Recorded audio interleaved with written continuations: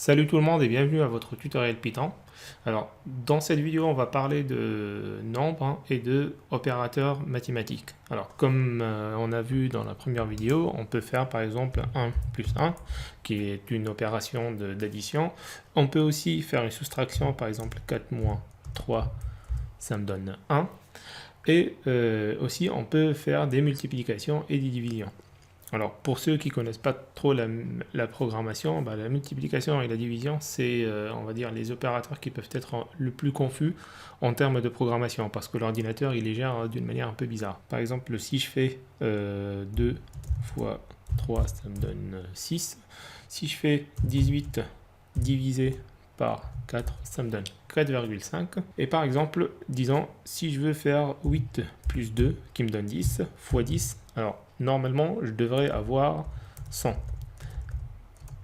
Mais j'ai 28. Pourquoi? Parce que, comme dans la réalité, Python priorise la multiplication à l'addition.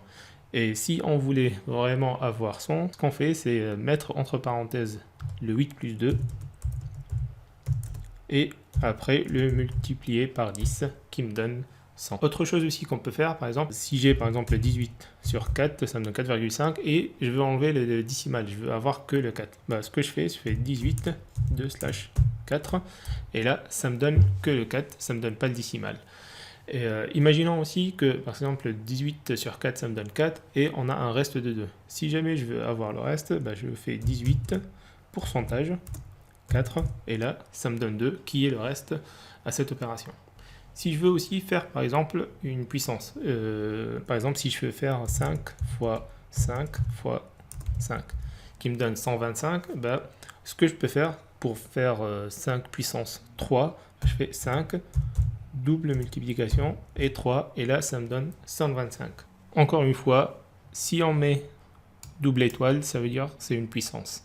Vu qu'on a encore un peu de temps, je vais vous parler de variables. Alors, une variable est quelque chose qui prend la valeur d'une autre. Alors, vous pouvez bien sûr le nommer comme vous voulez, x, poisson, n'importe quoi. Vous pouvez même inclure des nombres dans le nom, mais essayez d'éviter les symboles comme ça. Commençons par nommer notre variable, par exemple, poisson. Et pour lui donner une valeur, on fait poisson égale et disons que notre poisson est égal à 5. On appuie sur entrée et maintenant on a une variable qui s'appelle poisson qui prend la valeur de 5. Par exemple, là on va faire une opération mathématique. Si je fais 20 plus poisson, j'appuie sur entrée, et j'ai 25 parce que poisson égale à 5, 20 plus 5, ça fait 25. Et bien sûr, vous pouvez utiliser les variables pour faire des opérations. Par exemple, si j'appelle une autre variable que je vais appeler fiche, qui est poisson en anglais, et je lui donne la valeur de 20. J'appuie sur entrée, et après je fais fiche divisé par poisson. J'appuie sur entrée et ça me donne 4 parce que ça fait 20 sur 5 qui est égal à 4. Alors je sais que c'est pas très difficile pour certains et c'est un peu très simple.